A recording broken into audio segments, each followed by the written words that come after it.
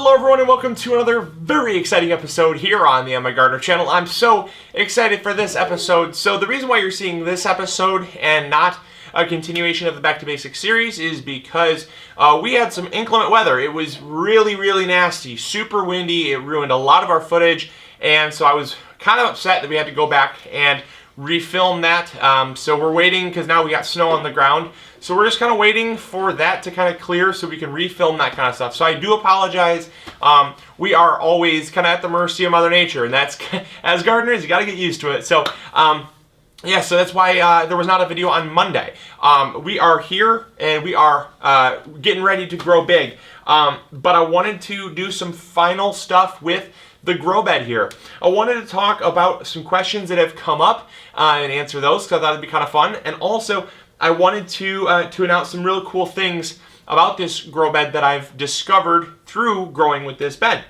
So initially, as we talked about, there were some watering issues. People have said, hey, long term, how was the watering without having any drainage holes? Initially, it was a struggle, but over the long period of time that I've been growing with it, I get to kind of learn the fluctuations of watering, so I know when it dries out and when it needs water. And I've kind of gotten to figure out just when is the opportune time to water. Now the next thing is cost. A lot of people have been raising the question about cost, and for the first time ever, I have discovered a cost-effective setup. Now when growing hydroponically, we tested this a few years back looking at the cost versus production, and we found out that we would, if we were doing this for market, let's say, not just for our own gratification and food. If we were going for market solely and selling the greens, would it pay for itself? And the answer was no. We would actually lose money over time. However, I have a breaking news announcement.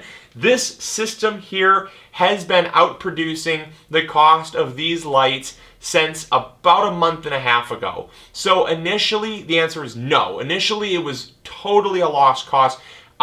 Everything was basically going into the lights. The seedlings were working their way to being mature. But once the plants hit a critical state, we could cut these. And to be honest, we've been cutting them almost daily. And you almost can't even tell it's been harvested from. They are growing so fast because they've reached that kind of critical stage that we've actually been taking complete heads, chopping them off. They've been growing back in a matter of days. And it's absolutely incredible.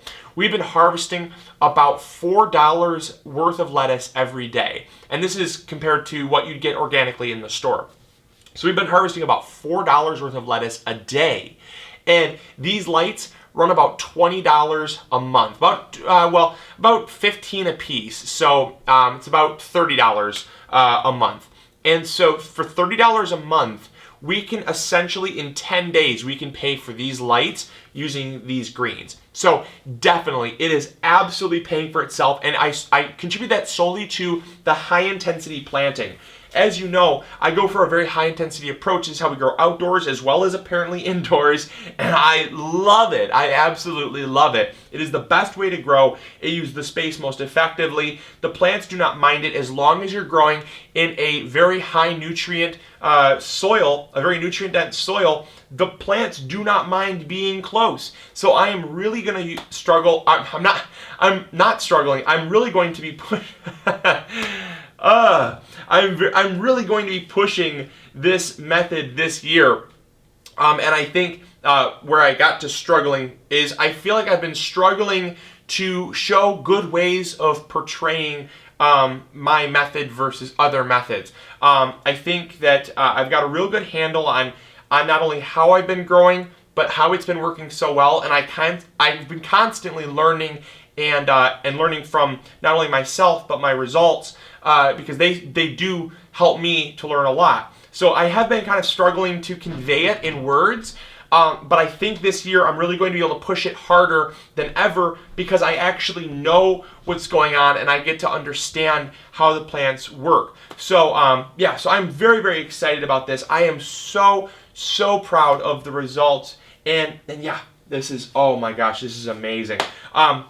final question that comes up is, what do you do when it's done? So with this bed here, when it's done, we are going to actually cut all the lettuce off, eat whatever we can, juice whatever we can, donate the rest to the soup kitchen. That's what we always like to do, is give back to the community with any extra that we have. So we're going to do that, and that's going to happen just before planting time. The soil that's left in the bed, we're going to just haul out in 5-gallon buckets, throw it outside, clean the bed out, and get it ready for seed starting. So that's what's going to happen. All the soil is going to be basically recycled outside, and it's going to be totally fine to use in the garden, and the plants won't notice any difference being outside in the beds. So that's where that's going to go, and it's going to just remain its same old bed, and then we're going to use the same lighting setup to start our seedlings. So that's that. Hopefully you all have really enjoyed this growing indoors series. I want to know if there's anything else you want to see in the comments box below before we tear the bed down. So do let me know if you have anything else, any questions you want answered, any videos, specific things you want, because I feel like I've not done as many videos on this as I would really like. So do let me know. If you're perfectly satisfied, let me know you've been satisfied. That's cool too. So anyways, I hope you all enjoyed. Hopefully you learned something new. Love you as always. Thank you for tuning in for this episode. And as always, hopefully you all are going big or going home. See ya. Bye.